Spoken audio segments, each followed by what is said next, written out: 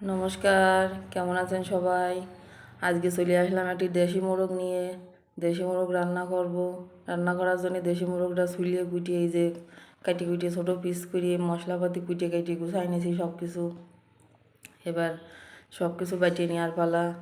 ব্লেন্ডারে দেবো না, এই যে আমার এই মেশিন আছে, মেশিনেই সব বাটিয়ে নিলাম।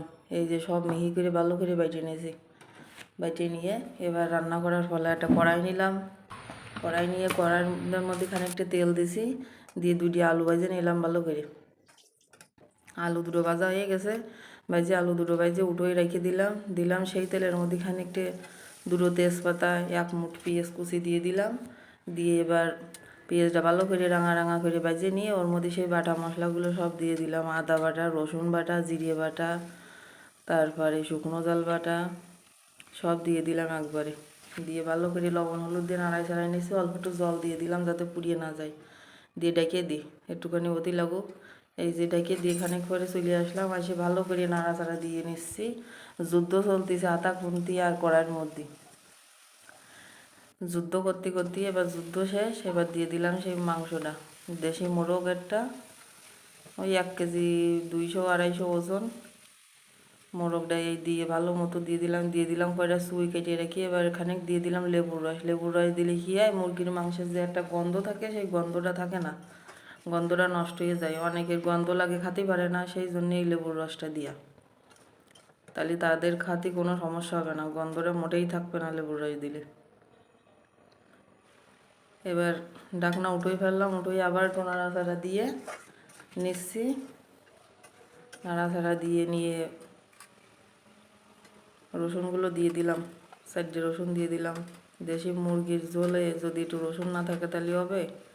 আর দিয়ে দিলাম আলু দুটো। মাংস কিরাম লাগে জানি না, আমার তো মাংসের আলুই সবচেয়ে বেশি পছন্দ। অনেকে এবার আলু দিয়ে খায় না, আমি কিন্তু মাংসের আলু খুব পছন্দ করি। এইভাবে নাড়াই ছাড়াই যুদ্ধ বিগ্রহ করতে করতে ভালো করে কষিয়ে নিচ্ছি। কষ্টি এই যে কষা প্রায় শেষ, তলে লেগে যাচ্ছে, তেল উঠে গেছে। এবার একটু জল দিয়ে দিলাম, বেশি জল দেবো না, শুকনো শুকনো গামাকা কষা কষা ভাব হবে।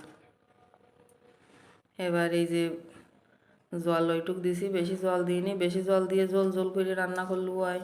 এই যে প্রায় সিদ্ধ হবো, প্রায় সিদ্ধ হওয়ার দিকে হয়ে গেছে। এবার রান্না শেষের দিকেই রান্নাটা নামাবো। কতক্ষণে রান্না নামাবো সেই অপেক্ষা বেশি রয়েছে। এবার দিয়ে দিলাম গরম মশলা, দিয়ে আবার একটু নাড়াচাড়া দিয়ে নিচ্ছি। নাড়াচাড়া দিয়ে রান্না ওকে, এবার শুধু নামানোর অপেক্ষা। গরম মশলা দিয়ে একটু ঢাকা দিছি, ঢাকা দিয়ে আবার একটু নাড়াই ছাড়াই নিচ্ছি। নাড়াই ছাড়াই এবার নামাবো। দেশি মুরগির মোরগের ঝোল আর আছে গরম ভাত। ওরে বাবা, ধোয়া ওটা গরম ভাত আর দেশি মুরগির ঝোল, একটা আলাদা কম্বিনেশন। শুধু খাওয়ার দরকার, একবার খালি বারবার খেতে ইচ্ছে করবে। আবার একটু লেবুর রস দিয়ে নিলাম, একেবারে মনে হচ্ছে সেই স্বাদ।